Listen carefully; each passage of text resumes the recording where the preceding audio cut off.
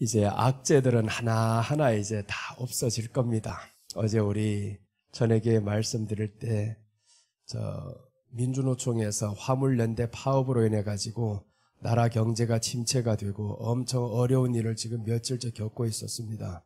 그런데 어제 저녁에 극적으로 합의가 됐어요. 그래서 나는 기도를 했습니다. 하나님, 이걸 해결해야 됩니다. 지금 먼 곳에 있는 불보다 우리 앞에 불 끄는 게 먼저잖아요. 우크라이나, 러시아 전쟁 물론 이 모든 게 끝나면 좋습니다.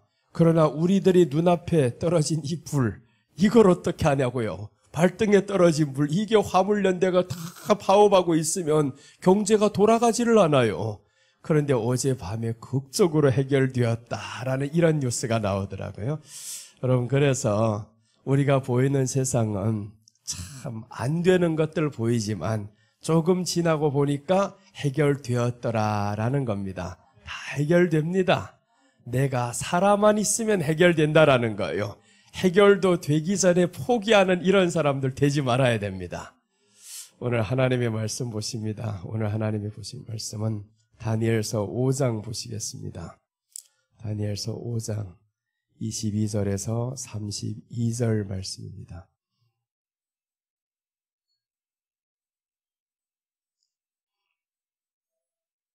다니엘서 5장 22절에서 31절 말씀입니다. 우리 하나님 말씀 같이 봉독해 올리겠습니다.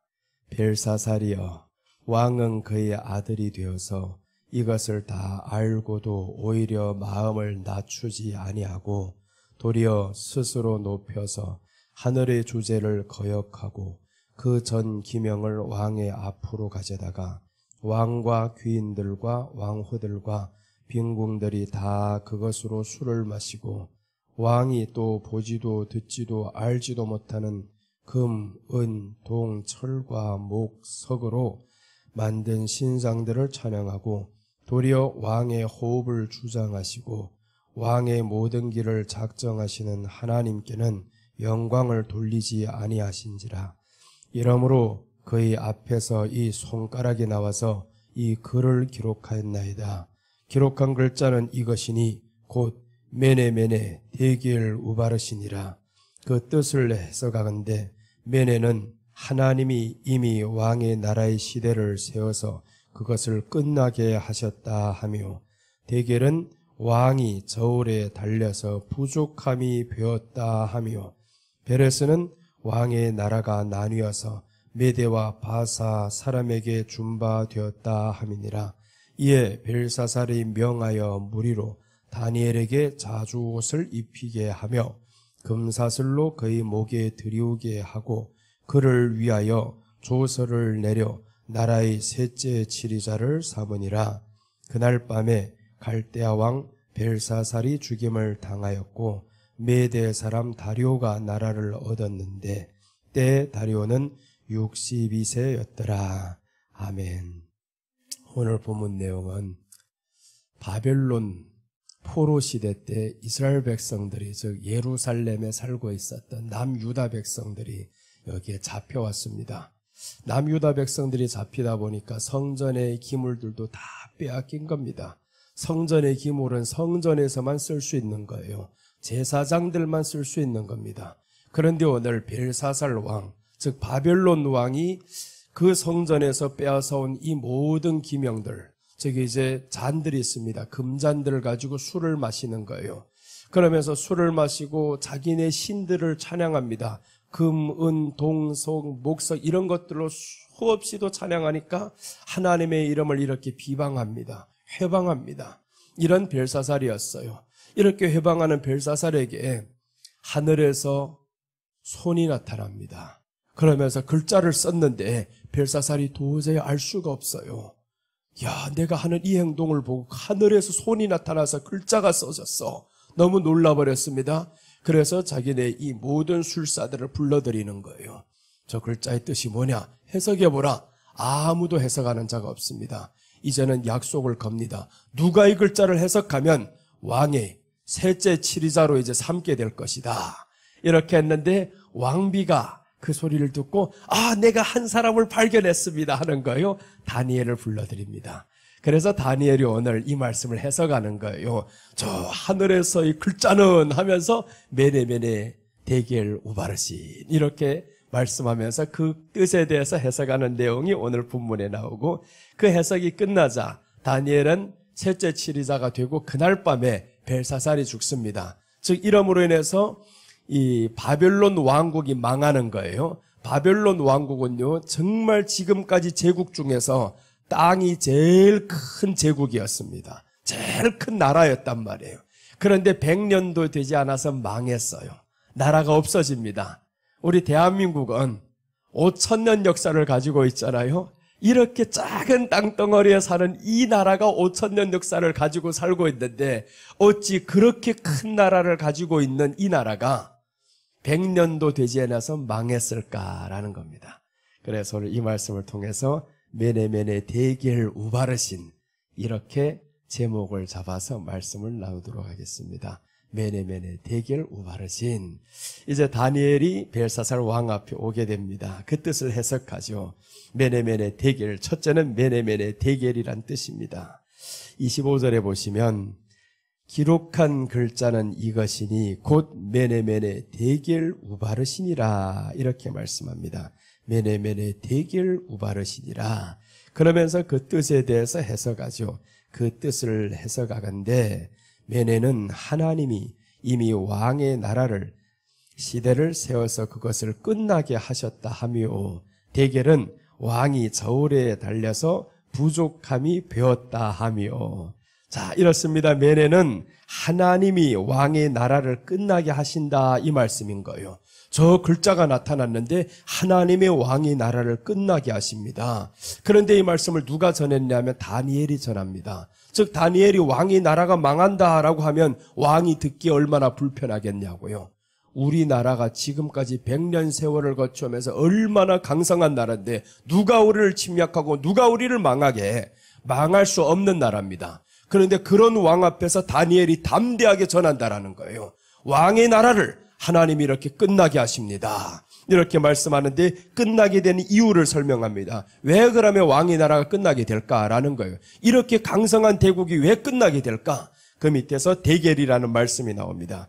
그래서 데겔인데 이 데겔은 왕이 저울에 달려서 부족하게 되었다라고 말씀합니다. 부족함이 되었다라고 합니다. 저울에 달려서 부족함이 되었다라는 거죠. 그래서 이것은 어떤 뜻이냐면 하나님 앞에 부족했음을 의미합니다. 오늘 저울이라는 것은 세상에는 참 두 종류의 저울만 생각을 하죠. 두 종류의 저울, 목욕탕에 들어가서 몸을 재는 저울이 있잖아요. 때로는 5kg 빠졌다, 2kg 쪘다 이런 저울이 있어요. 그런 저울이 있는가 하면 이거는 일반 사람들이 하는 저울이고, 그러나 이제 사회적인 저울이 있습니다. 사회적인 저울은 이런 생각을 갖고 사는 사람들입니다. 사람들이 나를 어떻게 생각할까 이거죠.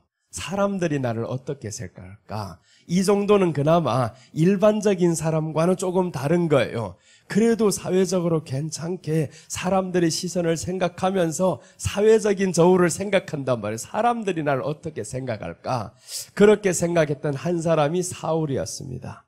사울이 온통 사람들이 나를 어떻게 생각할까? 그 말씀을 하면서 사람의 생각을 자꾸 훑어보는 거예요. 그래서 사람을 기쁘게 하면서 살았던 사울이었습니다. 하나님을 기쁘게 해야 되는데 사람을 기쁘게 하면서 살았던 사울. 그 다음에 마지막 저울이 있는데 하나님의 저울이 있다는 것을 몰랐어요. 오늘 여기 나오는 벨사살 왕은요, 사람 보기에는 괜찮은 사람이었습니다. 참 똑똑한 사람이었어요. 학문이 깊고 참 너무 똑똑한 사람입니다. 왕은 모략이 뛰어나고 온 세상을 정복했고 부족한 것이 없습니다. 대단한 사람이에요. 그런데 이 사람은 뭘 몰랐냐? 하나님의 저울이 있다는 사실을 몰랐던 거예요. 사람 앞에서는 굉장히 괜찮은 사람입니다. 모략이 뛰어나죠. 온 세상을 정복했죠. 그리고 모든 관원들을 불러서 술상을 차려주죠. 괜찮은 사람이었습니다. 그러나 하나님의 저울이 있다는 사실을 모르고 살아갔던 이 사람 하루아침에 망해버립니다. 그래서 오늘 본문 말씀에서 메네메네 대개라고 하잖아요. 메네를 2번 말씀합니다. 하나님이 왕의 나라를 끝나게 하신다는 게 확실한 거예요. 하나님이 왕의 나라를 끝나게 하십니다. 즉 이 말씀은 하나님 앞에 부족하면 끝나게 하신다. 너무 확실한 겁니다. 하나님 앞에 부족했던 것이 확실합니다. 당신은 하나님을 의식하지 않고 살았어요. 그러니까 믿지 않는 사람들 대부분은요, 하나님을 의식하지 않고 살아도 뭐를 대적 안 하냐면 성전 기물들 그렇게 더럽히지 않습니다. 그런데 성전 기물들 이 사람들은 더럽혀서 성전의 기명들을 다 가져오라. 그러고 이제 모든 사람들에게 술을 마시게 만들어요. 그 금잔을 가지고 성전 안에서만 쓸 수 있는 금잔을 가지고 이렇게 더럽힌다라는 거예요. 그러니까 하나님의 말씀을 더럽히는 사람들이 있어요. 하나님의 말씀을 더럽히는 사람들은 하나님 앞에서 부족했다라는 겁니다. 부족했다. 자신의 생각만 가지고 살아가죠. 마지막 이 시대가 그렇습니다. 라오디게아 교회를 보면요, 사람의 생각만 가지고 살던 이 사람들은요, 자신들이 스스로 부족함이 없다라고 생각합니다. 부족함이 없다. 내가 사람들 보기에 뭐가 부족해? 부족함이 없다라고 합니다. 라오디게아 계시록 3장 17절 한번 보겠습니다. 계시록 3장 17절을 보시면 이 벨사살 왕의 모습과 비슷한 이런 모습이 나옵니다. 네가 말하기를 나는 부자라 부요하여 부족한 것이 없다 하니 네 공고한 것과 가련한 것과 가난한 것과 눈먼 것과 벌거벗은 것을 알지 못하도다라고 했습니다. 뒤에 말씀은 주님이 하신 말씀이고 앞에 말은 사람이 자기 스스로 생각하는 겁니다. 말세 교회가 이렇게 생각하는 거예요. 나는 부족함이 없다라고 합니다. 왜? 부요하니까요. 너무 부요하니까 부족함이 없어요. 오늘 벨사살 왕이 나는 부족함이 없다라는 거예요. 그런데 하나님의 저울에 달아보니까 야, 이건 부족했다. 부족해도 어느 정도냐? 끝날 정도로, 망할 정도로 부족했다라는 겁니다. 그래서 다 되었다 생각하는 사람들은 아직도 멀고 먼 사람들입니다. 우리는 항상 하나님 앞에서는 부족한 사람이에요. 부족하다. 사람 앞에서도 다 되었다 생각하면 안 됩니다. 항상 겸손하게 살아가야 되는데 오늘 이 사람은 너무 교만했어요. 너무 교만하고 두려움이 없었습니다. 하나님의 성전의 기명들을 두려움도 없이 막 가져다 써버리고 오늘 교회 안에서 하나님의 이름을 두려워 안 하는 사람들이 있어요. 하나님의 이름을 두려워 안 하고 저 목사 새끼 하는 사람들 세상에 엄청 많습니다. 교회 안에서도 많고요. 나도 그런 소리를 들어봤어요. 자기 생각과 맞지 않으면 목사 새끼가 나옵니다. 이렇게 말을 하는데 그게 두려움이 없는 거예요. 오늘 벨사살 왕이 하나님의 이름에 대한 두려움이 없었습니다. 그러니까 성전 기물들을 마음대로 갖다 휘젓고 돌아다니잖아요. 그러니 하나님이 그 사람을 저울에 달아보지 않겠냐고요. 하루아침에 나라가 망하게 합니다. 그래서 우리가 지금 하나님 앞에서 살아가는 이 저울이 있다라는 사실을 알고 살아가야 되는데 사람은 꼭 어디까지만 생각하냐 하면 사회적인 저울만 생각하는 거예요. 사람들이 나를 바라볼 때 어떻게 생각할 것인가 그 시선만 생각하는 것이 교회 안의 태반입니다. 그래서 사람들이 나를 자존심 하나 딱 건드리면 견디지 못하는 거예요. 사람들이 나를 어떻게 이렇게 할 수 있어? 이겁니다. 사람들을 너무 의식해요. 그래서 사람의 말에 의식해서 쓰러지고요. 사람의 말에 의식해서 상처받아 떠나가고요. 이런 사람들이 얼마나 많아요. 그럴 때 한 번만이라도 생각을 바꿔서 하나님의 저울이 있다라는 사실을 알아야 되는 거죠. 내가 지금까지 사람의 저울에 올려놨다고 하면 그럼 이제는 하나님의 저울에 나를 올려놔보자. 하나님의 저울에는 부족함을 어떻게 채우냐 하면 예수님의 이름이 우리 안에 있으면 부족함이 채워집니다. 예수님의 이름이 있으면 절대로 하나님의 말씀을 무시 안 합니다. 교회를 무시 안 하고 목사를 무시 안 하고 성도를 무시 안 합니다. 그래서 여러분 우리 마음에 성도와 다투지 말아야 되는 이유가 성도는 하나님의 백성인 거예요. 성도와 다투면 안 되는 거예요. 무시하면 안 되는 겁니다. 이 교회 안에서나 세상에서나 어떤 일들이 가장 마음이 아프냐 하면 무시당하는 일이 참 마음이 아픕니다. 그런데 그 무시당하는 일들이 교회 안에서 빈번히 발생하고 있다라는 거예요. 그럼 이런 사람들 하나님의 저울에 달아보지 않겠냐고요. 그 사람 속에 예수님이 있는 게 보이지 않았냐 이거죠. 예수님이 그 사람 속에 있는데 왜 그런 말을 할 수가 있고 왜 그렇게 무시하는 말을 할 수가 있냐고 폭언을 할 수가 있냐고 하면 안 되는 거예요. 그래서 우리들의 입술은 항상 주님을 향해서 진실해야 된다. 그 진실 안에는 사랑이 담겨야 된다라는 거예요. 예수님이 요한복음에서 내가 진실로 진실로 너에게 이르노니 라는 말씀은 그 진실 안에는 사랑이 담겼습니다. 그 진실 안에는 거짓이 없었습니다. 그러니까 우리가 하나님 앞에 살아갈 때 사람 앞에서도 마찬가지고 사랑이 있고 거짓이 없는 이런 믿음으로 살아가야 된다라는 거예요. 어제 지금 철야 때 말씀을 전하다가 조금 다른 쪽으로 흘렸고 준비된 대로는 가지 않았어요. 그 안에 보면 엘리야가 나옵니다. 엘리야가 열왕기상 18장에 보면 갈멜산에 올라가서 전투를 하죠. 그래서 결국에 바알 선지자들과 전투를 해서 저들을 다 죽여버렸습니다. 대승을 거뒀어요. 야, 하나님을 이름을 의지해서 이렇게 이겼다. 너무 신났던 거예요. 그런데 19장에 넘어가 보니까 18장에서 그렇게 이겨서 기뻤는데 19장에서 바로 전환이 되는 거예요. 이세벨이라는 여자가 이 사람을 내가 죽여야 되겠다. 내가 섬기는 나의 신으로 맹세하노니 저를 죽여야 되겠다라는 거예요. 그 말에 엘리야가 바로 두려움이 생겨서 떠나가 버렸습니다. 얼마나 급하게 떠났고 로뎀나무 아래 가서 앉아 있는 거예요. 하나님, 내가 아예 죽는 것이 사는 것보다 낫겠나이다. 이렇게 말씀을 하는 거예요. 방금 전까지 그렇게 이겼는데, 그렇게 믿음으로 승리했는데 어찌 이 모습이 되었냐 이거죠. 어찌 이 모습이 되었냐. 그러니까 우리가 엘리야를 봤어도 다 된 것이 아니구나. 우리들이 믿음이 한 번의 승리로 인해 가지고 끝난 게 아니구나라는 거예요. 때로는 사람들 이렇게 말씀합니다. 엄청난 승리 결과 기도를 통해서 어떤 일을 이루어냈어요. 그러면 자기가 다 된 줄로 알아요. 야, 내 믿음이 이렇게 대단해 이러고 있습니다. 그런데 이튿날로 바로 무너지는 엘리야를 못 보셨어요. 엘리야가 이렇게 무너지잖아요. 너무 쉽게 무너진다라는 겁니다. 그래서 어제 사명을 회복했다라는 이 엠마오 제자들이 사명을 회복하니까 예루살렘으로 다시 돌아가잖아요. 사명을 회복했다라는 건 기초가 바로 믿음이라는 거예요. 하나님이 보내신 자 예수 그리스도를 믿는 것이 하나님의 일이니라라고 했었잖아요. 그 믿음이다. 그 믿음이 우리 바탕에 깔려 있어야만이 다른 것에 흔들리지 않는데 어찌 사람의 말을 듣고 이렇게 두려워하느냐. 바알 선지자 450명, 아세라 목상 400명, 이것들 850명을 다 죽이기에는 하나님의 이름으로 했었잖아요. 하나님의 이름을 믿었었단 말이에요. 그런데 하나님을 향한 그 열심이 하루아침에 무너지는 이런 장면들을 지금 본다라는 거예요. 그게 바로 시선이 바뀌었다라는 겁니다. 사람의 소리가 들렸어요. 이세벨의 소리가 들렸습니다. 바알 선지자를 죽이러 나갈 때는 하나님의 말씀만 듣고 생각하고 나갔는데 그러니까 이길 수 있었어요. 그런데 사람의 소리가 들려지기 시작하면 그때부터는 사람의 마음이 약해집니다. 하나님의 말씀이 역사하지 못하는 거예요. 하나님의 말씀은 오직 예수님 말씀만 붙들고 나아갈 때 역사가 일어나는 겁니다.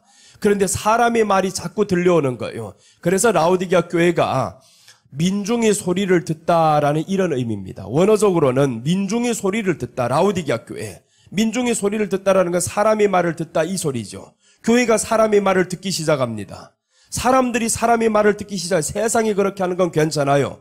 그러나 교회는 사람의 말을 듣기 시작하면 안 됩니다. 그래서 옆에 사람이 누가 나를 상처 입히는 말을 해도 사람의 말에 너무 신경 쓰지 말라는 거예요. 우리 교회는요, 하나님의 말씀을 듣는 것이 교회라는 겁니다. 말씀을 들어야만이 우리 안에는 부족함이 없어요. 그런데 말씀 듣지 않다 보니까 자꾸 사람의 소리만 들리니까 이 사람이 뭐라 하고 저 사람이 뭐라 하고 너무 힘든 거예요. 엘리야가 그래서 무너지는 겁니다. 그래서 하나님이 엘리야에게 까마귀를 통해서 먹을 걸 주시는 거예요. 까마귀를 통해서 먹을 것 주시고 다시 한번 저에게 물을 주시고 일어나게 만들어요. 그러니 이 말씀이 뭐냐 하면 하나님의 말씀을 다시 먹고 회복하고 그리고 40일 동안을 달려갑니다. 한 번도 쉬지 않고 달려가는 거예요.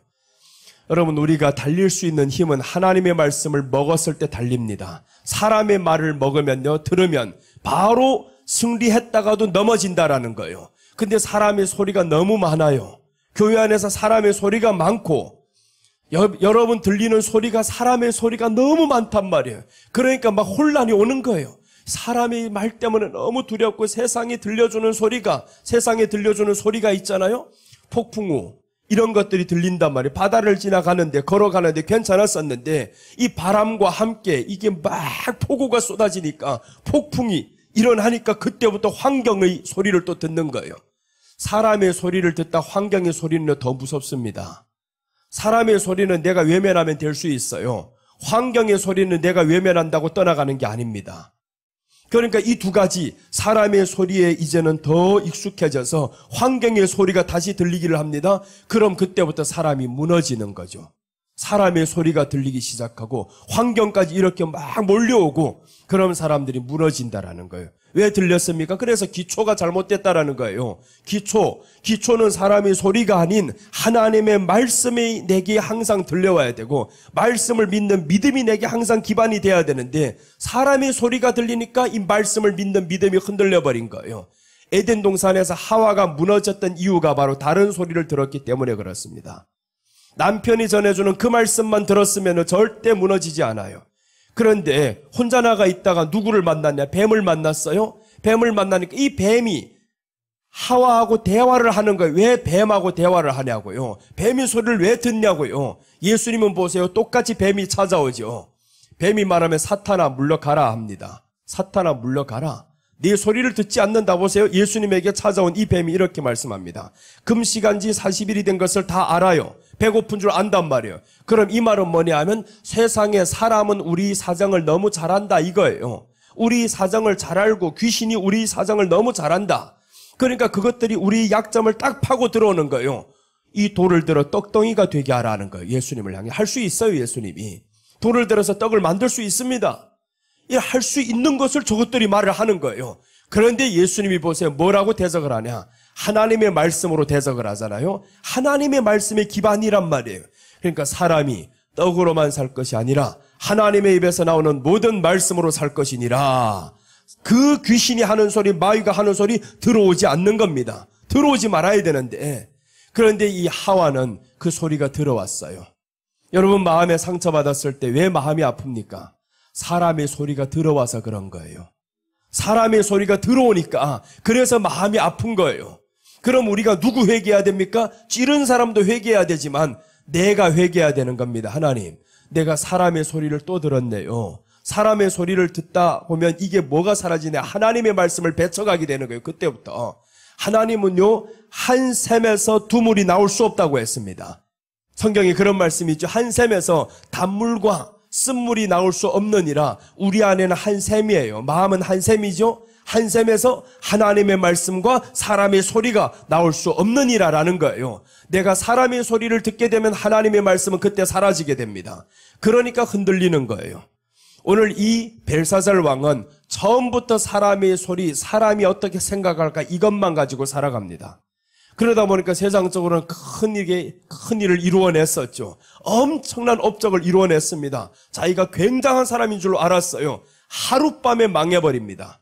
하나님 앞에 부족하면 하룻밤에 끝납니다. 그래서 우리는 하나님 앞에서 부족하지 말자. 그러면 하나님 앞에서 부족하지 않으려면 사람의 소리가 아닌 예수님만 의지하는 그 말씀이 기반이 돼야 된다라는 거예요. 예수님을 믿는 믿음에서 흔들리지 말아야 되는데 이 믿음에서 흔들리면 모든 것에서 다 무너지게 되어 있습니다. 그런데 귀신은 알아요. 우리를 무너뜨리는 방법은요, 환경을 통해 가지고 너희 믿음이 예수님을 향한 그 믿음을 흔들기 위해서 환경이 있는 거예요. 환경을 조성하고 사람의 말을 조성하고 이것은 그것들로 인해서 우리가 무너지게 만든다라는 겁니다. 그러니까 사람의 말이 들릴 때마다 우리는 오히려 이것을 역효과로 만들어내야 되는 거죠. 사람의 소리가 들려 나를 무너지게 하는구나. 반면으로 생각을 해야죠. 내 안에는 하나님의 말씀이 있으니까 저것들이 나로 하여금 떠나라고 하는 거네. 환경이 어려워요. 환경이 어려우면 마음이 흔들리잖아요. 환경이 어려움이 오는 것은 나로 하여금 무너지라고 그러는 거나. 그렇게 하면서 바로 깨어나시기를 바랍니다. 그래서 우리가 정말 이 영적으로 마귀가 찾아오는 세계가 어떻게 오는가 성경을 통해서 보니까 사람의 소리를 통해 오잖아요. 사람의 소리를 통해서 온다. 그래서 사람의 소리와 환경의 소리에 너무 집착하지 말라는 거예요. 사람의 소리 유익한 것도 있을 수 있습니다. 사람의 소리 말씀을 통해서 이제 사람의 소리로 들려올 수도 있어요. 그러나 그 소리가 나의 마음을 약하게 하는 것이라면 이것은 사람의 소리입니다. 나의 마음을 약하게 하고 내 마음의 평안을 앗아간다면 그럼 이것은 사람의 소리예요. 환경도 내 마음을 이렇게 힘들게 하고 하나님을 향해서 나아가야 되는데 멀어지게 한다. 그럼 이것은 환경이 나를 무너지게 하는 환경이구나. 그래서 이 환경을 통해서 주님 앞에 더 내가 의지하면서 나아가는 여러분 되시기를 바랍니다. 오늘 라오디게아 교회가 이렇게 마지막 때 자기가 부족함이 없다라는 거예요. 부족함이 없다. 교회가 어떻게 부족함이 없어요? 교회는 예수님으로 인해서 항상 채워져야 되는데 세상 것으로 인해서 부족함이 없다라는 거예요. 그러니까 세상 것만 자꾸 채운 사람들은요, 이제는 부족함이 없죠. 내가 지금까지 살다 보니 이제는 부족함이 없다, 이러고 있어요. 물론 그렇게 살면 좋죠. 부족함이 없으면 어떻게 해야 돼요? 어제 말씀처럼 나눠야 된다라는 거예요. 정말 부족함이 없어? 그러면 나누라라는 거죠. 나 혼자만 잘 먹고 잘 살라 이게 아니잖아요. 그래서 노년에 복 받는 비결에 대해서 말씀드렸죠. 욥이 마지막에 나누는 삶을 살잖아요. 형제를 위해서 기도하고 친구를 위해서 기도하고 용서하는 삶과 함께 나누는 삶을 살았더라라는 거예요. 예배드리는 삶이 또 이제 함께 왔었고. 자, 우리 한번 성경 말씀 보겠습니다. 사무엘상 2장 3절 말씀 봅니다.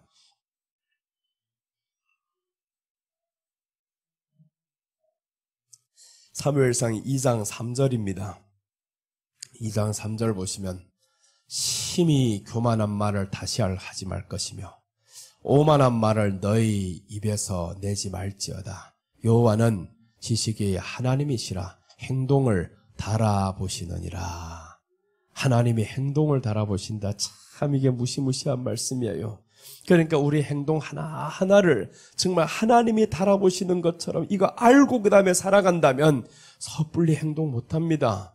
어떻게 내 입에서 그렇게 남을 저주하는 소리가 나올 수가 있고 그럴 수가 없어요. 저주의 말은 누구 나오냐면 절대로 믿는 사람의 입속에서는 저주의 말이 나오면 안 되는 거예요.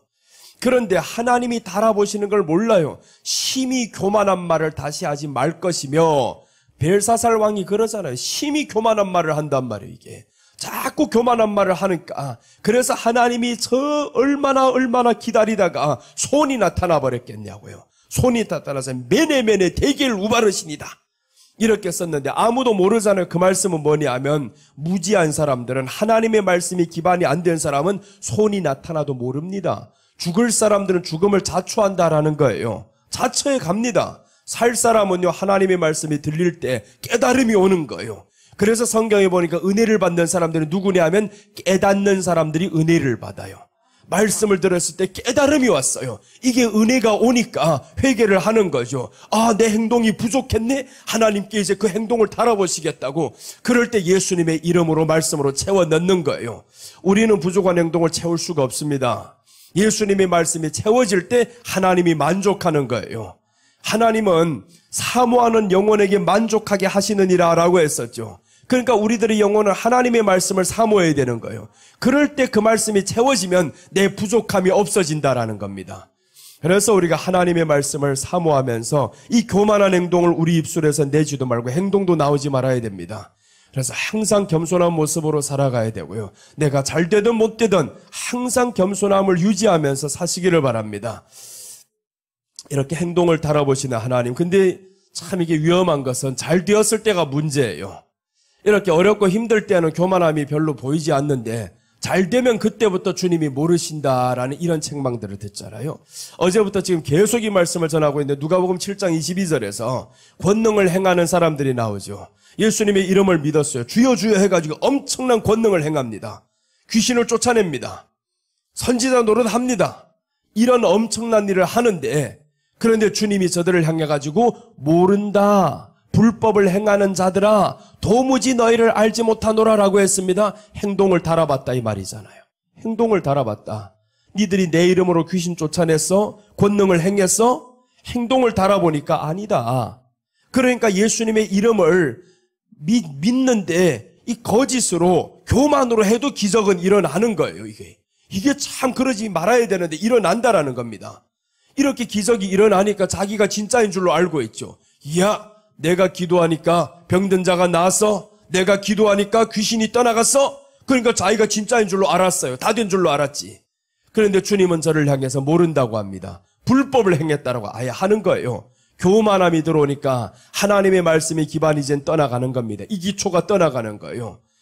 모든 것은 예수님이 오신다면 다 사라집니다. 은사도 사라지고 다 사라지는데 뭔만 남냐? 하나님의 사랑만 있느니라 라고 합니다. 사랑만 있느니라. 그래서 우리는 이 땅에서 가장 중요한 것은 은사가 아닙니다. 내 안에 하나님을 향한 사랑인 거예요. 어떤 일이 있어도 내가 예수님을 믿는 믿음에서 떠나지 아니하리라. 이 사랑인 겁니다. 그 사랑이 있는 사람들, 부모들도요, 사랑이 있으면 자식을 위해서 죽습니다. 자식도 부모를 향한 사랑이 있다라고 하면 자식, 부모를 위해서 죽을 수 있어요. 그 사랑이 기반입니다. 그런데 이 사랑보다 더 큰 것이 하나가 딱 나와버리면 큰일 나는 거예요. 그것보다 더 큰 엄청난 유혹되어가지고, 미혹되어가지고 살아가는 사람들이 있죠. 요즘 뉴스에서 보면 이런 사건들이 많잖아요. 아이를 집에 두고 여자가 나가 놀았대. 이런 내용들이 많죠. 왜 그랬냐? 자식을 향한 사랑보다 내게 유혹되는, 미혹되는 이런 것들이 더 크단 말이에요. 그러니까 이제는 생명이 중요하지 않은 거예요. 사랑이라는 이 엄청난 중요한 사실이 우리 안에서 사라지기 시작하면, 그럼 보세요. 세상에도 이런 사건들이 일어나는데 영적으로 가져와 봐요. 영적으로 가져오면 교회 안에서 예수님을 사랑함이 자식보다 더 사랑했습니까? 그렇지 않으면 결국 어떤 일이 일어난다는 거예요?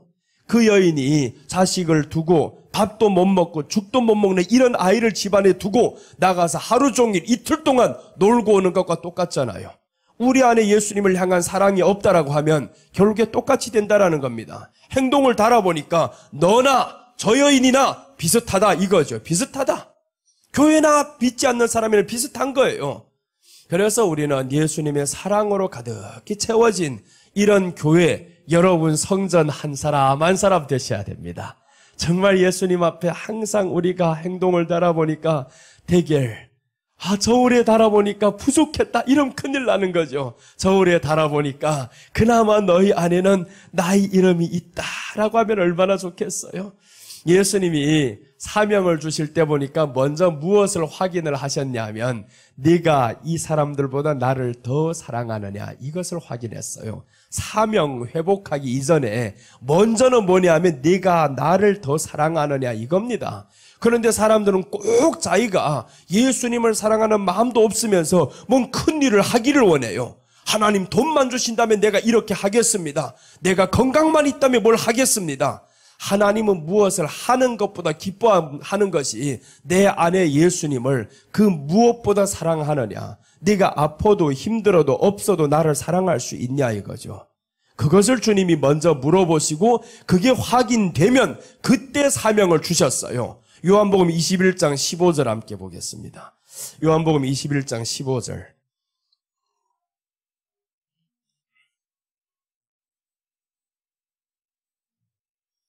요한복음 21장 15절을 보시면 저희가 조반 먹은 후에 예수께서 시몬 베드로에게 이르시되 요한의 아들 시몬아 네가 이 사람들보다 나를 더 사랑하느냐 하시니 가로되 주여 그러하외다. 내가 주를 사랑하는 줄 주께서 아시나이다. 가라사대 내 어린 양을 먹이라.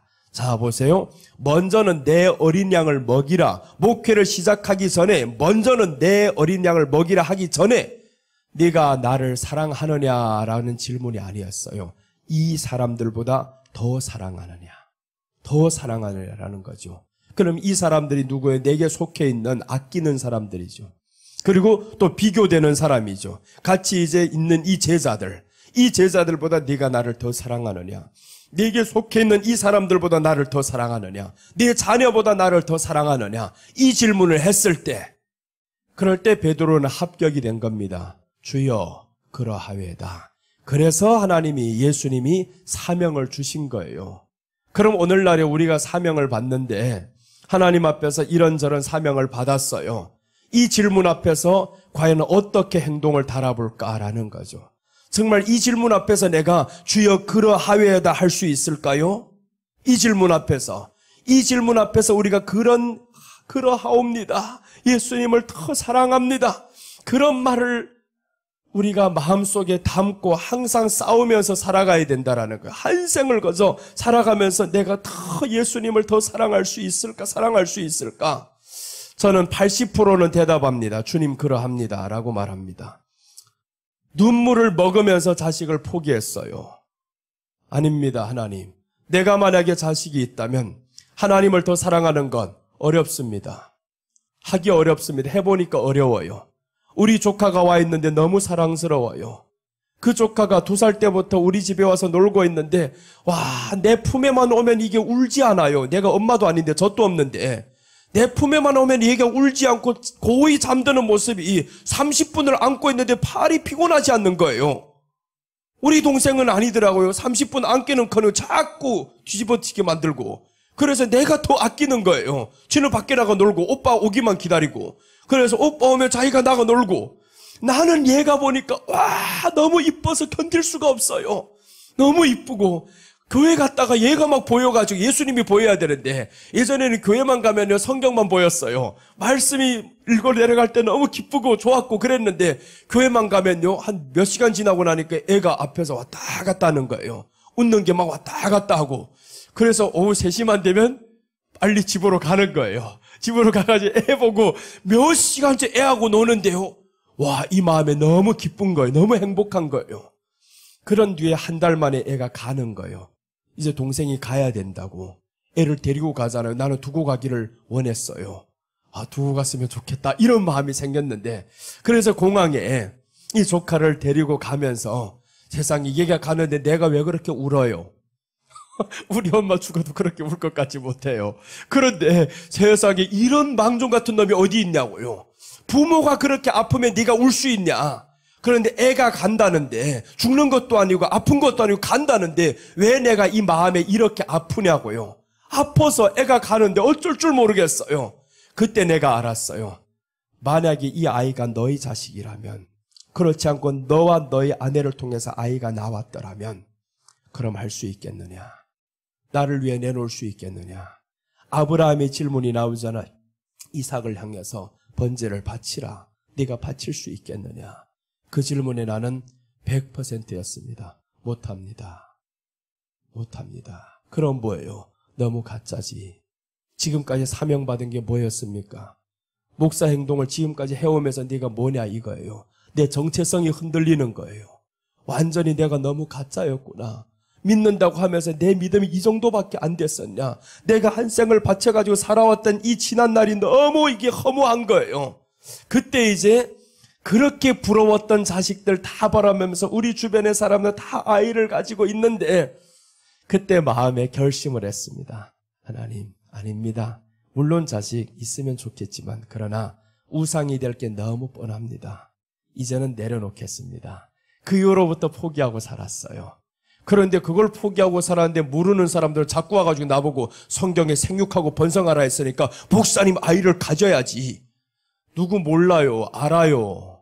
우상이 될까봐 그러지. 그 아이 때문에 내가 내 믿음을 버린다면 어떡할 건데요. 버릴 것 같은데 아이가 앞에서 병들어 죽는다면 하나님이 고쳐 안 준다면 다윗과 같이 그렇게 털고 일어날 수 있냐고요. 자식이 내 앞에서 그렇게 아파서 죽어가는데 다윗이 보세요. 밧세바하고 간음을 하죠. 이 밧세바가 아이를 이제 임신하고 낳게 됩니다. 그리고 이제 이 아이를 자기 아내로 지금 다 맞아들일 수 있도록 지금 우리아를 죽여버렸단 말이에요. 그런데 다윗이 아이가 죽어갑니다. 그렇게 사랑하고 했던 이 여인이 낳은 아들이 병들기 시작하는 거예요. 다윗이 금식기도 들어갑니다. 살려주세요라고 했었겠죠. 금식기도를 하는데 하다 보니까 며칠 지나니까 밖에서 수근수근 하는 거예요. 죽은 줄 알았어요. 그러니까 사람들 놀라버렸어요. 야, 우리 왕이 지금 이 아이가 아파도 저렇게 근심하고 아파하는데 죽은 줄 알면 어떡하겠냐. 아무도 말을 못하는 거예요. 밖에서 수근수근 하는 거 보고 다윗이 알아차립니다. 아니구나, 죽었구나. 그러면서 옷을 다 바꿔 입습니다. 자기가 입었던 다 옷을 벗고 이제는 나가는 거예요. 사람들이 깜짝 놀라죠. 아니, 죽었는데 어떻게 이렇게 오히려 더 가볍게 나올 수 있냐고요. 알았던 거예요. 알았던 것. 그러니 하나님이 후에 솔로몬을 주시잖아요. 내려놓음에 있어서 하나님이 더 좋은 걸 주십니다. 그래서 나는 내려놓고 보니까 그제야 편안하고 마음이 평안이 있고, 그러고 보니까 내게는 수많은 자녀가 생겼어요.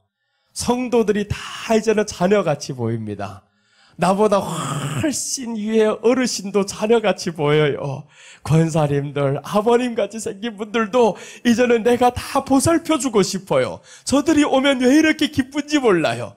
이렇게 더 많은 자녀들이 생기고 하나님 안에서 예수님의 사랑이, 주여 이제는 주님을 향한 사랑을 조금이나마 입증할 수 있었습니다. 그로부터 마음에 너무 기쁜 거예요. 하나를 내려놓고 간다라는 게 너무 기뻤었고, 오늘 이 말씀을 하시면서 베드로가 이 말씀할 때 예수님이 얼마나 마음에 감격이었겠어요. 전에는 내가 나를 위해서 뭘 할 수 있냐고 묻지도 않았는데 자기가 스스로 나와서 그러잖아요. 내가 주를 위해서라면 감옥에도 가고 죽는 데까지 가리이다. 야, 예수님이 들었지. 네가 그렇게 못한다. 알고 있어요. 근데 이번에는 알고 있습니다. 네가 할 수 있다라는 거죠. 할 수 있다. 마음을 보니까 할 수 있다라는 겁니다. 예수님은 우리 마음을 달아보십니다. 다 알고 계셔. 네가 진짜로 할 수 있느냐? 네가 자식을 잃어도, 재물을 잃어도, 건강을 잃어도 나를 사랑할 수 있냐 이거죠. 욥이 어제 노년에 복받은 비결에 대해서 그것을 했던 겁니다. 욥이 다 잃잖아요. 재산을 잃죠. 자식을 잃죠. 건강을 잃죠. 그런데 하나님 앞에 번제를 드리는 것을 끝까지 놓치지 않습니다. 끝까지 예배를 잡고 가는 거예요. 왜 마음이 안 아프겠어요? 아프죠.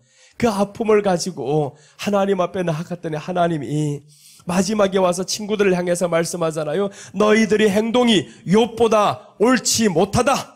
이렇게 책망을 하는 거예요. 여러분, 우리가 이 사람들보다 예수님 더 사랑하시기를 바랍니다. 이 사람들보다 더 사랑해야 돼요.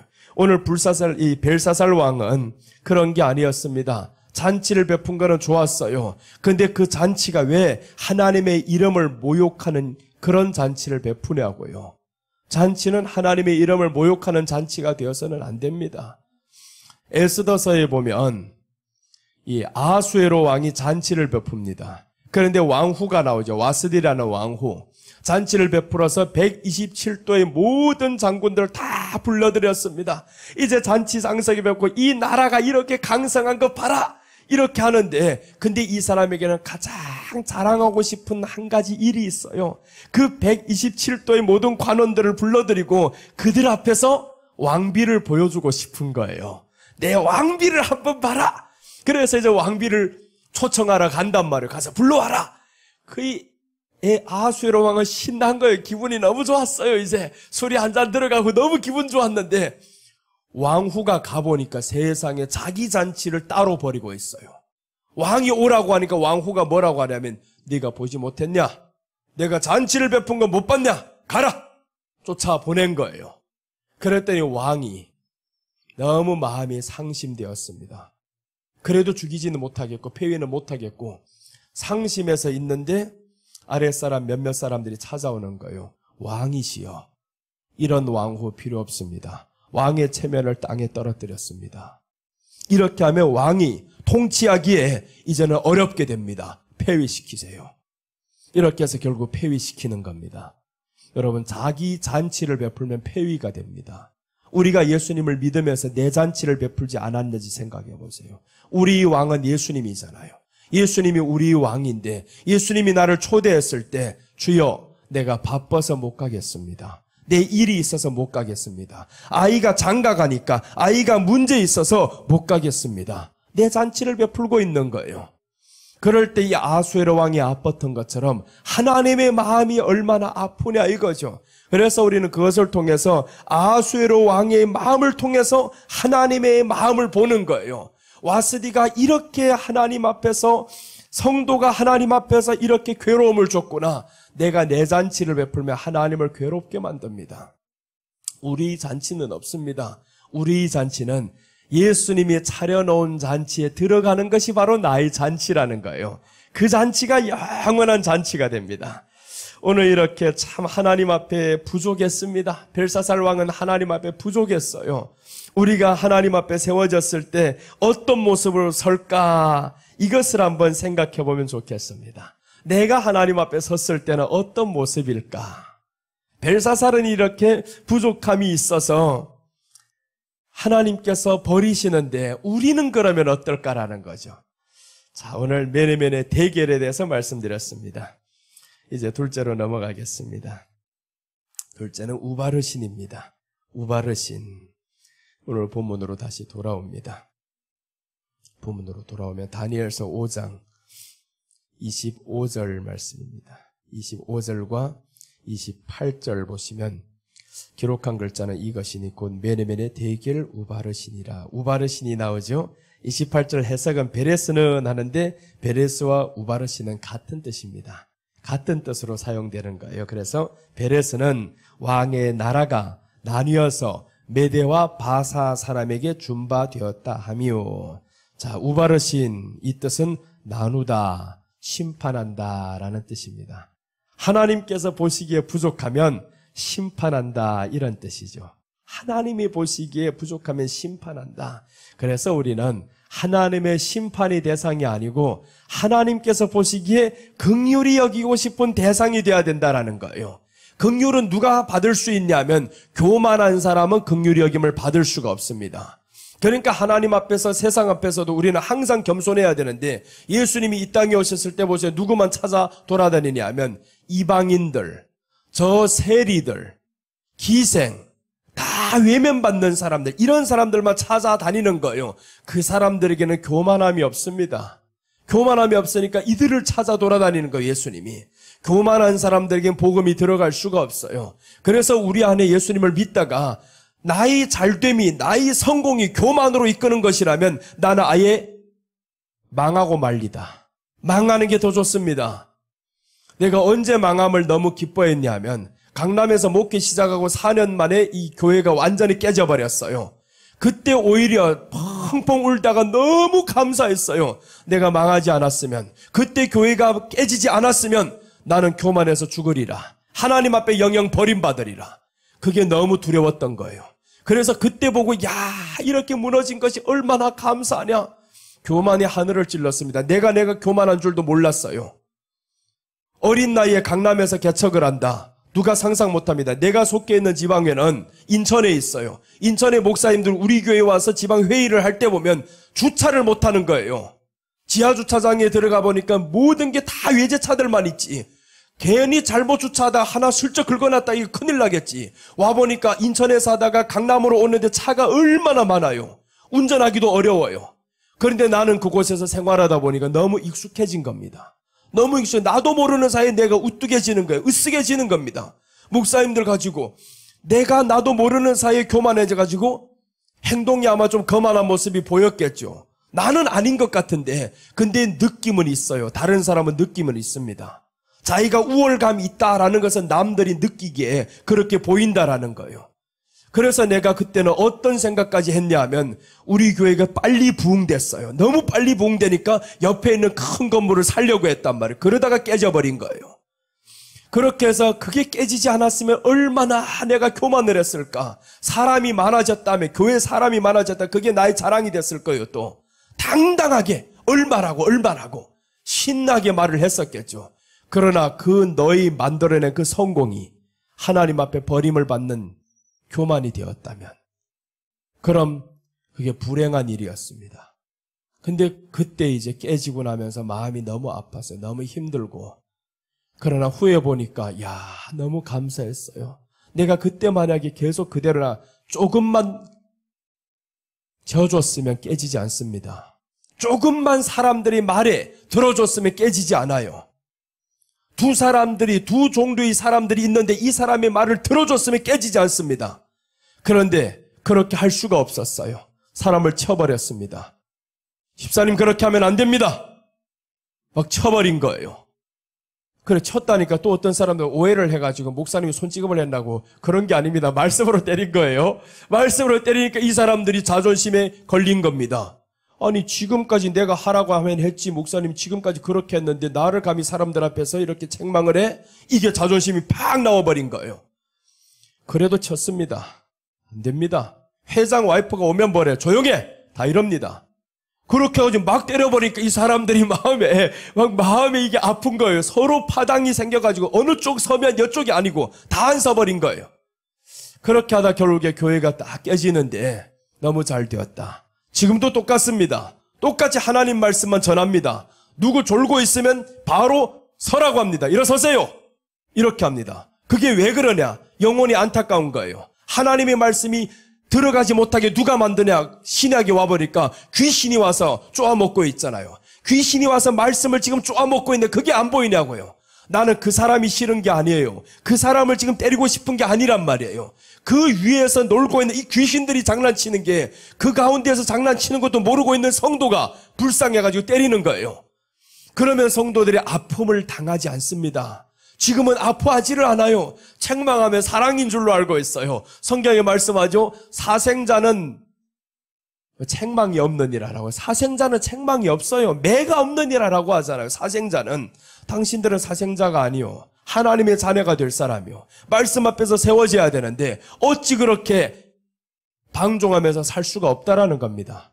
무조건 그렇게 하니까 성도들 이제는 보세요. 너무 행복해요. 성도들이 많고 적음에 이게 숫자에 달린 게 아니더라는 거예요.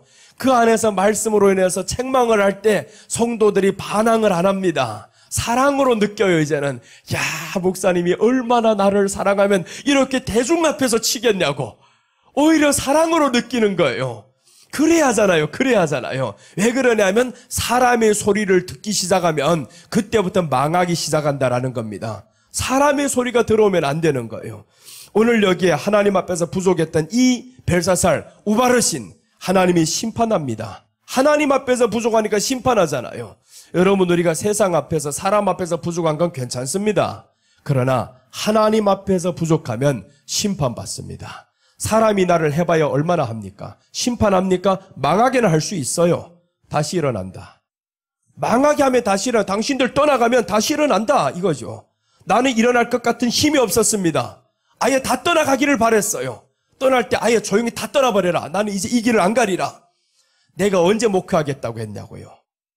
하나님 앞에서 목회해보겠다고 한 적이 없어요. 나는 목회하기 싫었던 사람입니다. 그저 조용하게 장로나 되어가지고 사람들 섬기면서 살려고 했어요. 섬기는 게 그렇게 기뻤단 말이에요. 근데 하나님이 목회를 시켜놓으니까 이거 하는 거예요. 그래, 어차피 하기 싫은 거 잘 됐다 싶어서 떠나가니까 사람들 오히려 기뻤어요. 떠나가서 오지 말 것이 왜 또 와 이거. 또 집으로 찾아와가지고 또 시작하고 또 시작. 그래서 지금까지 온 거예요. 이제는 떠나갈 수도 없게 만들었어요. 그래서 지금도 보면 마찬가지예요. 사람이 숫자 채우겠다 개념이 없습니다. 초신자들의 말씀이 안 들어가면 옆 교회로 가세요라고 합니다. 숫자 채우는 개념이 없어요. 아무런 그런 개념이 신경도 안 씁니다. 아무리 누가 어떤 사람이 와도 마구 때려버립니다. 새벽기도 안 하는 것 때문에 어떤 사람들 와서 책망을 해요. 왜 안 해? 사람이 없어서 안 하는 거예요. 사람이 어디 처음 교회 온 사람이 와가지고 목사님 새벽기도 없어요 이러는 거예요. 새벽기도 찾아다니는 당신이 주일날 와서 헌금도 안 해? 막 때려버립니다. 나오냐 다음 주에 못 나오지. 그러니까 교회가 부흥되겠냐고요. 사람이 부흥 안 되지. 그래 우리 집 사람이 자꾸 말하는 거예요. 좀 살살하라고 사람이 다 떠나면 어떡하려고. 그래서 나는 말씀 앞에서 매 앞에서 맞기 싫은 사람 떠나가라는 거예요. 떠나가서 맞지 않는 곳에 가서 신앙생활 하라. 때리지 않는 곳에 가서 하라 그럽니다. 사람이 수가 좀 적으면 어때서요? 배굶지 않습니다. 사람이 수가 적다고 하나님이 먹여 살리는데 왜 그 사람의 수에 자꾸 연연 안 하고요? 이 말이 뭐냐 하면 여러분들 환경으로 한번 가져가 봐봐요. 내 환경이 조금 남보다 부족하면 어때서요? 남보다 돈이 적으면 어때서요? 괜찮습니다. 괜히 누구 눈치 보고 그럴 필요가 없다라는 거예요. 당신이 내게 언제 밥 한 끼를 사준 적 있냐? 눈치 볼 필요 없는 거예요.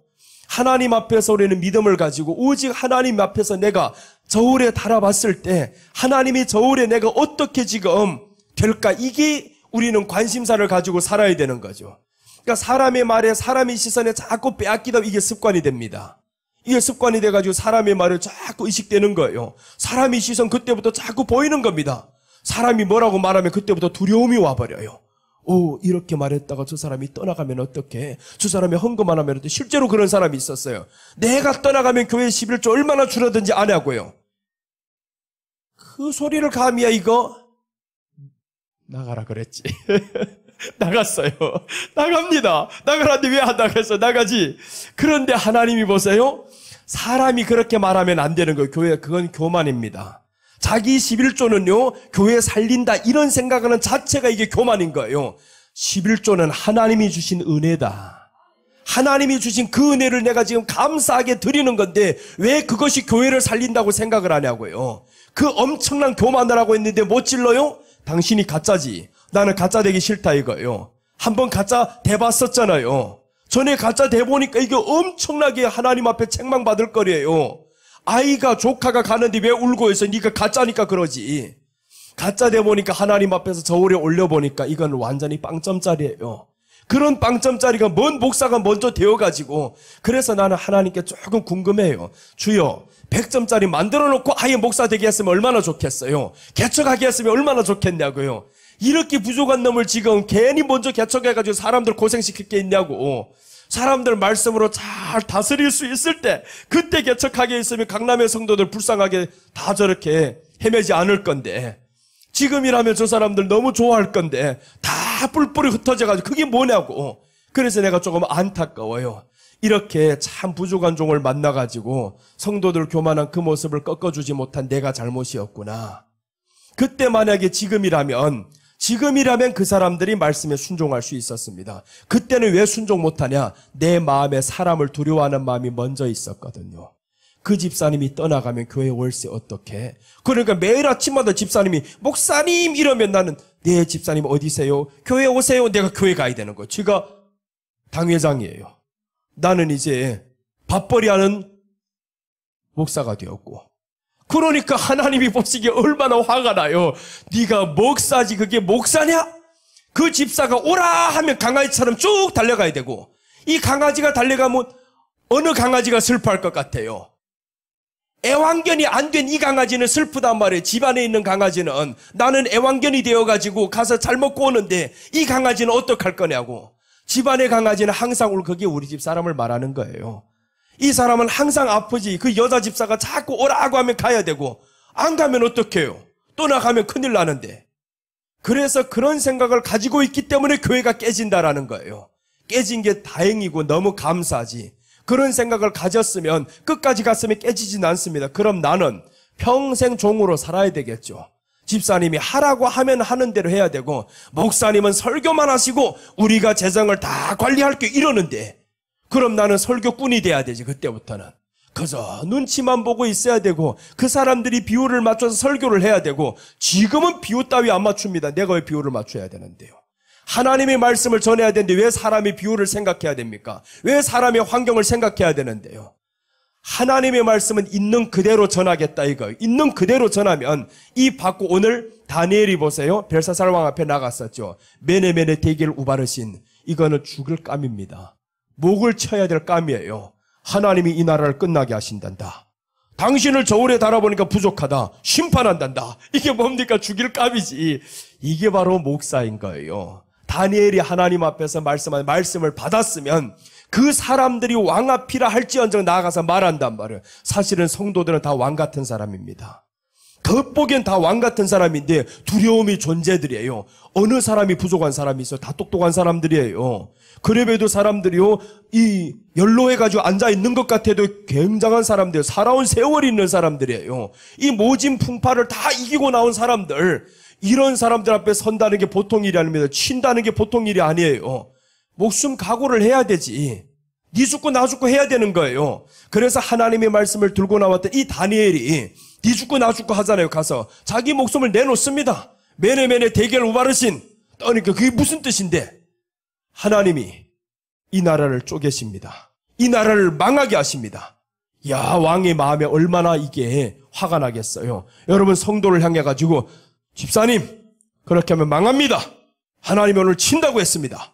이러면 사람이 이 마음에 얼마나 화가 날 거예요. 목사님 무슨 말씀입니까? 저울에 달아보니까 행동이 부족했습니다. 야, 이게 감당할 만한 말이냐고요? 다니엘은 했다라는 거죠. 왜 했느냐? 다니엘의 이름은 하나님이 심판하신다라는 그 이름을 가지고 있습니다. 하나님이 심판하신 그 이름을 지키기 위해서 이 사람은 다니엘서 1장에서 보면 금식을 하고요, 왕 앞에서 거절을 합니다. 음식을 거절을 하고 뜻을 정해놓고 왕의 음식을 거절하고 하나님 앞에서 어떻게 내 이름을 지킬까, 이렇게 했던 사람이에요. 목사라는 그 이름 안에는 예수님을 향한 사랑이 있느냐, 이걸 먼저 질문했습니다. 그 질문 앞에서 성도도 마찬가지 아닙니까? 우리가 성도가 되었을 때 어떤 고백을 먼저 하는 거예요? 예수님을 영접기도 하는 거죠. 영접기도가 바로 주님을 향한 사랑 고백입니다. 이제 나는 세상의 사람이 아니라 하나님의 사람이 되었습니다라는 이게 영접기도인 거예요. 교인이 되었다라는 이 차원이 아닙니다. 성경에서 말하는 영접기도는 교인이 아닌 거예요. 예수님을 주라 고백하는 순간 목이 떨어져 나가야 됩니다. 그 순간들이에요. 그래서 성경에서 영접했다라는 거 오늘의 이 교회 시대하고 똑같이 연결하면 안 되는 거예요. 오늘의 영접만 했으면 다 구원받을 줄로 알고 있어요. 영접했다라는 것은 예수님이 주가 되었다라는 거죠. 예수님이 주가 되었으면 이제는 예수님이 주신 말씀으로 나를 쳐도 아멘인 거예요. 그게 바로 영접한 사람들의 모습입니다. 이렇게 가면 교회 안에는요, 순식간에 조용해집니다. 한번 목사가 목숨 걸고 한번 해보면 물론 자존심 센 사람들 나갈 수 있겠지. 또 나가면 또 나가라. 괜찮다. 하나님이 말씀 받을 사람들 또 보낼 것이다. 그런 자신감이 없냐고, 그런 자부심이 없냐고요. 분명히 있어야 됩니다. 하나님은요, 자기 종이 나아가서 말씀대로 사는 것을 원하지 사람에게 굴종해가지고 그 사람의 비율을 맞추고 다니는 거 하나님이 그때 버렸노라 합니다. 그래서 라오디게아 교회를 버렸다라고 말씀합니다. 라오디게아 교회는 아무리 봐도 칭찬할 거리가 없다. 사람의 소리만 듣거든요. 민중의 소리만 듣지. 세속적인 물이 다 들어와 버렸지. 모든 종교다원주의가 하나가 되어버렸지. 그게 라오디게아 교회에서 이제 발생하는 일들이에요. 그러니까 교회 안에 다 들어옵니다. 세상의 말씀들이, 세상의 말들, 도덕들 기준이 다 되어가지고 교회가 오늘 목사님 선정하는 기준을 보세요. 뭐냐고요. 목사님을 초빙하는 기준이 뭐냐고요. 얼마나 타락했는지 자신들도 모르고 있습니다. 타락했던 기준이면서도 불구하고 그 기준을 깨지도 못하는 거예요. 왜냐? 이게 법이 되었거든요. 하나님의 말씀의 상위법이 자기가 되어버린 거예요. 말씀은 오늘 목사의 기준이 뭐냐? 청빙의 기준이 뭐냐? 내가 이 사람들보다 나를 더 사랑하는 애, 이게 기준입니다. 이게 기준인데 이 기준을 묻는 청빙이 있습니까? 없습니까? 없어. 그럼 나는 대형교회 가야 됩니다. 내가 지금까지 이렇게 있는 것을 그 기준대로 안 해서 그런 거예요. 나는 진짜 예수님을 누구보다 사랑할 수 있는 자신이 있어요. 예수님을 사랑합니다. 예수님이라면 누가 나를 잘못한 걸 지적해 준다면 잘못한 거 바로 내가 맞다 싶으면 바로 인정합니다. 그렇게 해서 하나님 앞에서 지금 살려고 하는데 그럼 여러분 한번 생각해 보자는 거예요. 이제 우리가 정말 하나님 앞에서 살아가느냐 아니면 사람 앞에서 살아가느냐. 우바르신 하나님 앞에 부족하면 심판받는데 정말 심판대 앞에 이 저울을 우리가 믿고 있냐라는 거죠. 저울이 있다라는 사실을. 하나님 앞에서 저울이 있다. 만약에 부족하면 심판받는데 그럼 부족하지 않으면 어떻게 해야 돼요? 말씀의 기준이 되어서 말씀이 이끄는 대로 가야 되는 거죠. 이제는 말씀이 이끄는 대로 가다 보면 그럼 이깁니다. 이기게 되어 있어요. 자, 오늘 이렇게 바벨론 역사상 가장 영토를 많이 가진 나라였었지만 하루아침에 망합니다. 자, 이제 본문으로 돌아가서 30절 봅니다. 다니엘서 5장 30절. 5장 30절 말씀이 끝나기 바쁘게 이제 죽습니다. 30절 보면 그날 밤에 갈대아 왕 벨사살이 죽임을 당하였고 31절. 메대 사람 다리오가 나라를 얻었는데 때 다리오는 62세였더라.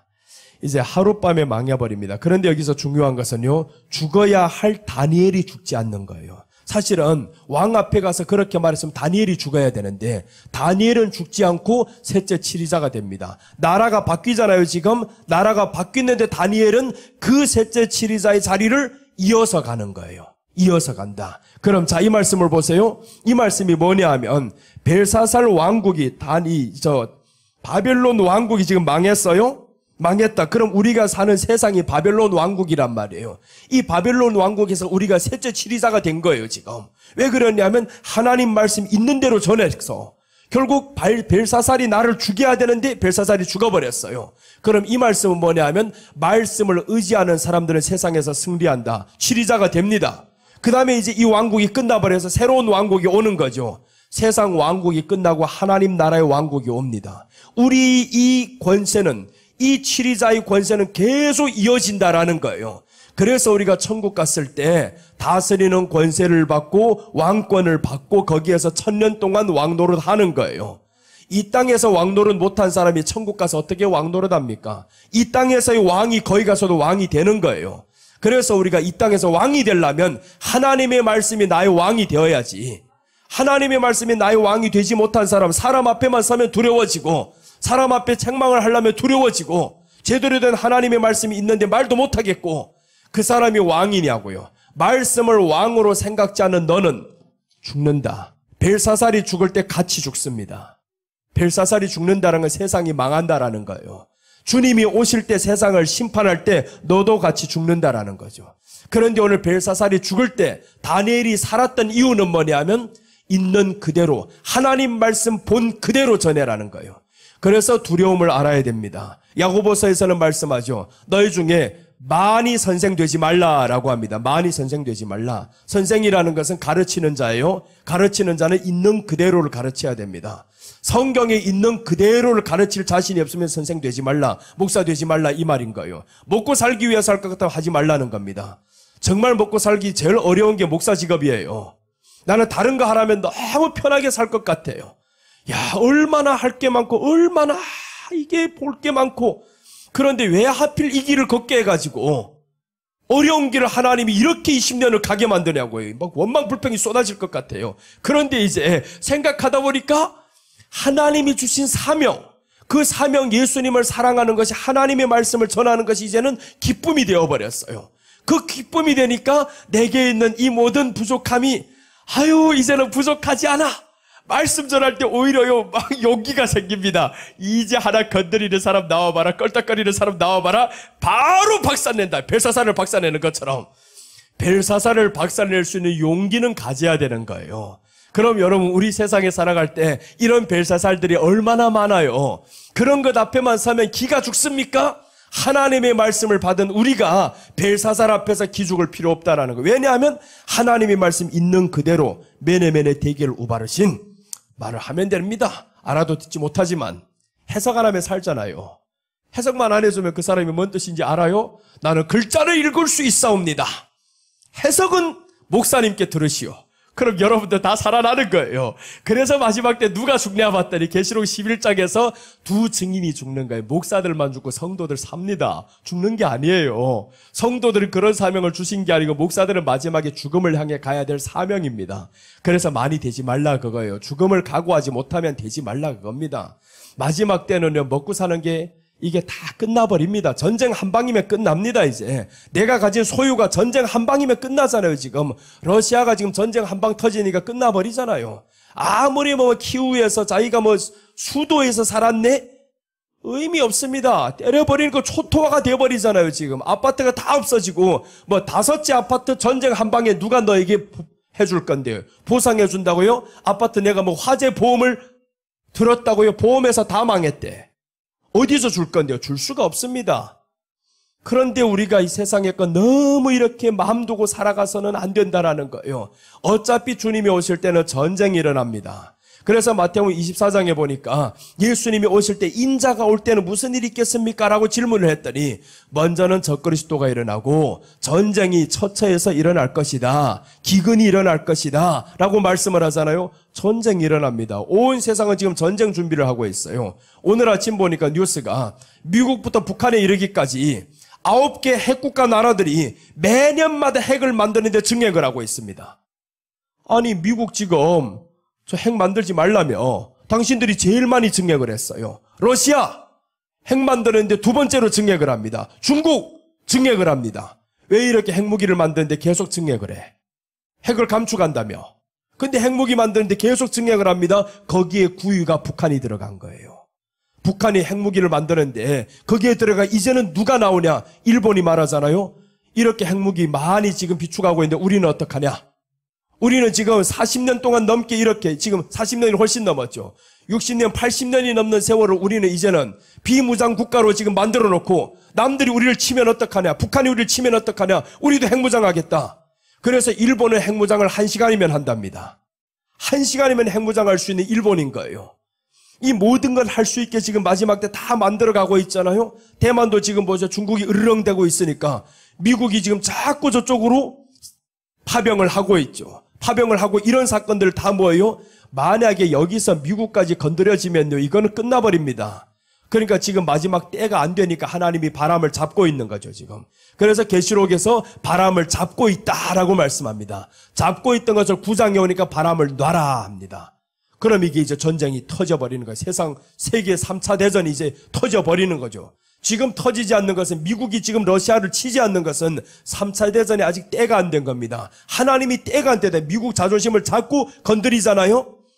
건드리는데 미국이 아직 하지 않는 거는 저들이 하지 않는 게 아닙니다. 하나님이 때가 안 됐다라는 거예요. 하나님이 때가, 그때는 어디에서 이루어지냐? 우리 때문에 그런 거예요. 우리만 준비가 되면 하나님이 때는 바로 와버립니다. 그래서 계시록 7장 2절에 나오는 말씀인데, 해 돋는 곳에서부터 하나님이 인칠자를 찾는다. 인칠자. 해 돋는 곳은 대한민국입니다.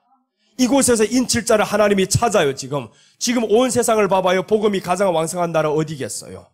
한국밖에 없습니다.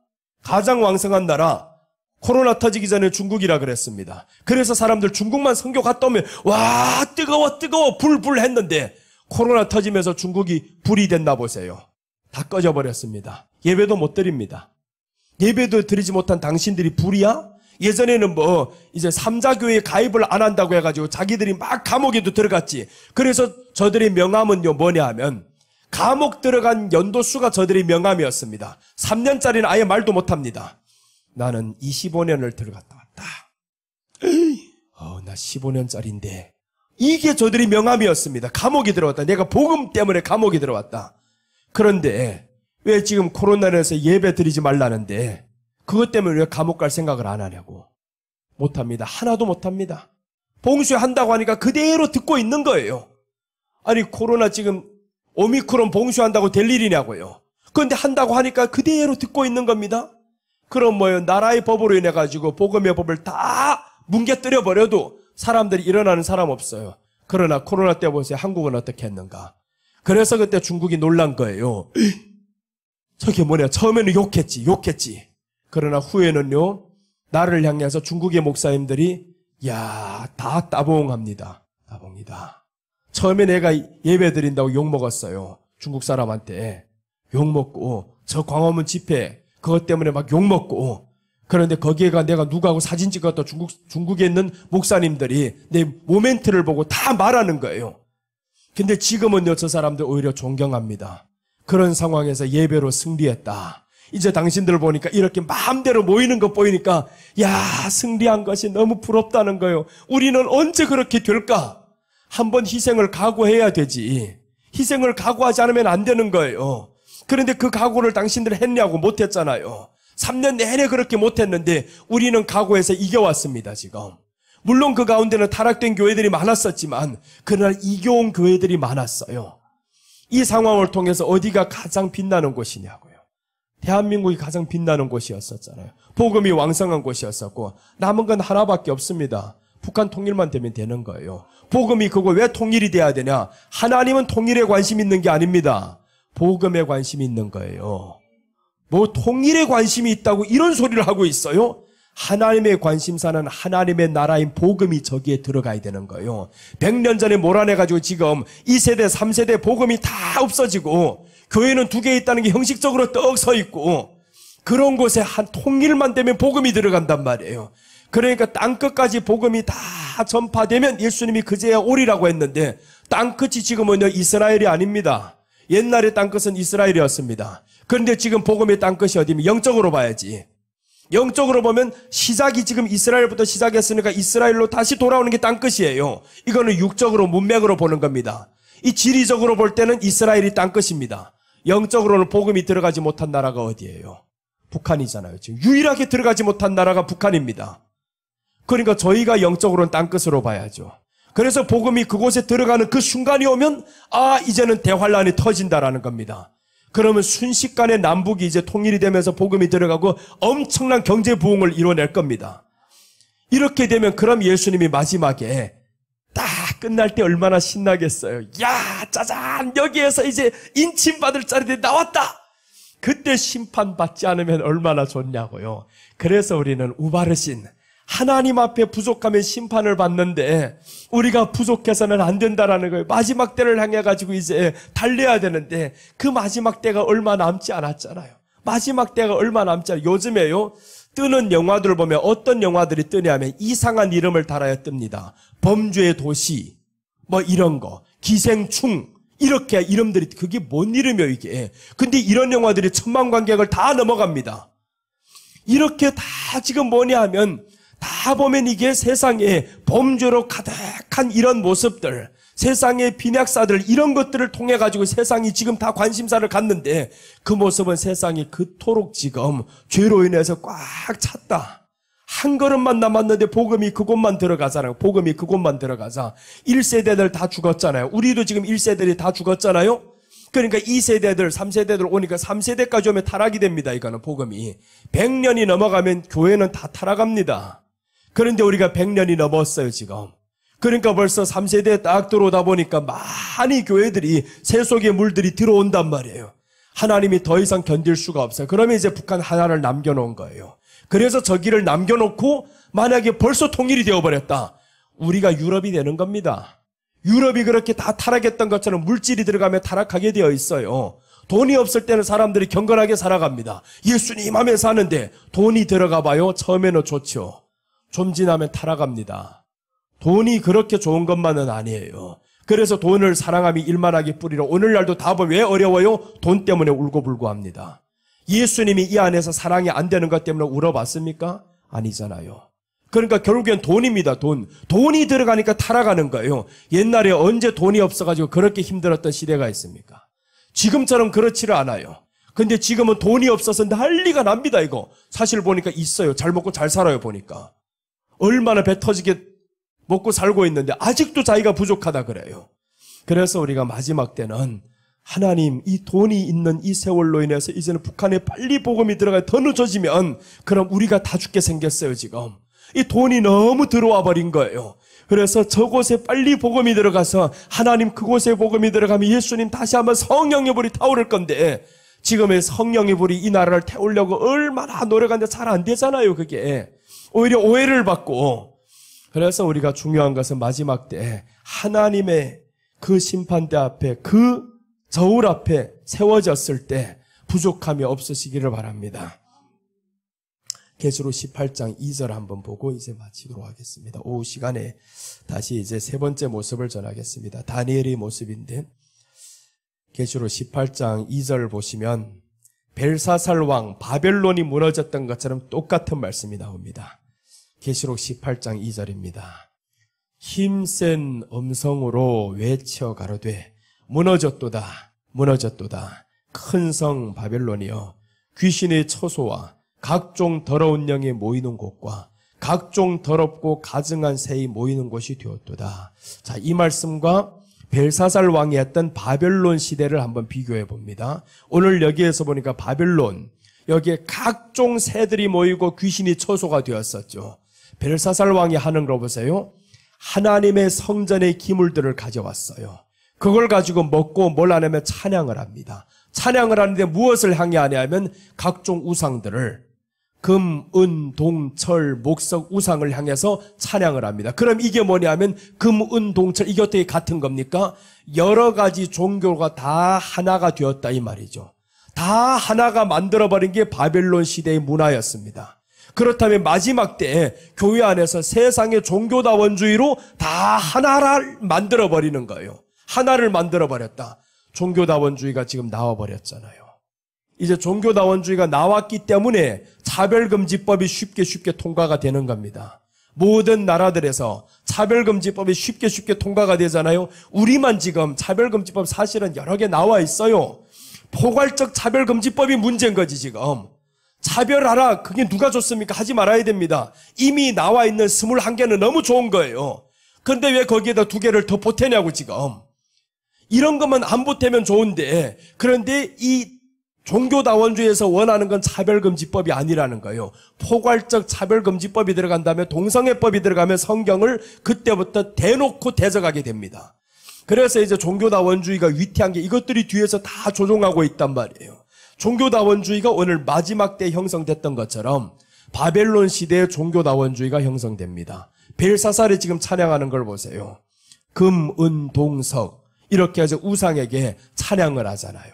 찬양을 하니까 하나님이 손이 나타나는 겁니다. 그럼 이 말이 뭐냐? 마지막에 종교다원주의가 세워질 때는 하나님이 손이 나타난다라는 것은 재림하셔서 심판한다라는 말이죠. 그러니까 종교다원주의가 지금 세워진다. 지금 한국도 포괄적 차별금지법 자꾸 이렇게 통과시키려고 한다. 우리는 뭘 봐야 되냐면 재림이 때가 가까웠구나. 하나님이 심판하실 때가 가까웠구나. 우리가 봐야 될 것은요, 현상에 일어나는 이걸 보면 안 됩니다. 이 땅에서 차별금지법이 통과되냐 못 되냐 여기에 집중하는 게 아니에요. 이걸 통해서 주님의 손이 이제는 나타난다 이거. 때가 됐구나 이거죠. 종교다원주의가 지금 다 판을 치고 있는데 이렇게 휩쓸고 있는데 그런데 하나님의 손이 오늘 여기에서 메네메네 대개를 우발하신 하늘에서 손이 나타나서 글을 썼다는 건 재림입니다. 이거는. 그러니까 예수님이 재림하면서 이 벨사살이 완전히 죽어버리잖아요. 새 나라가 들어서는데 고레스 왕이 이제 들어온단 말이에요. 그것은 예수님을 예표하는 새 나라입니다.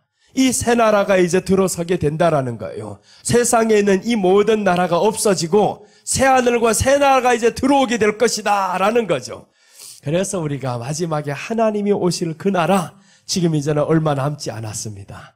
지금 마지막 때 일어나고 있는 바벨론 시대가 되어버렸습니다. 다 하나잖아요. 바벨론은요, 바벨탑이 확대된 겁니다. 바벨탑이라는 게 뭐냐면 창세기 11장에서 바벨에서 탑을 쌓고 있죠.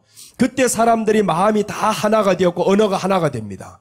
이 언어가 하나가 되어서 마음을 합하여서 탑을 쌓는데 하나님을 대적하는 탑입니다. 그게.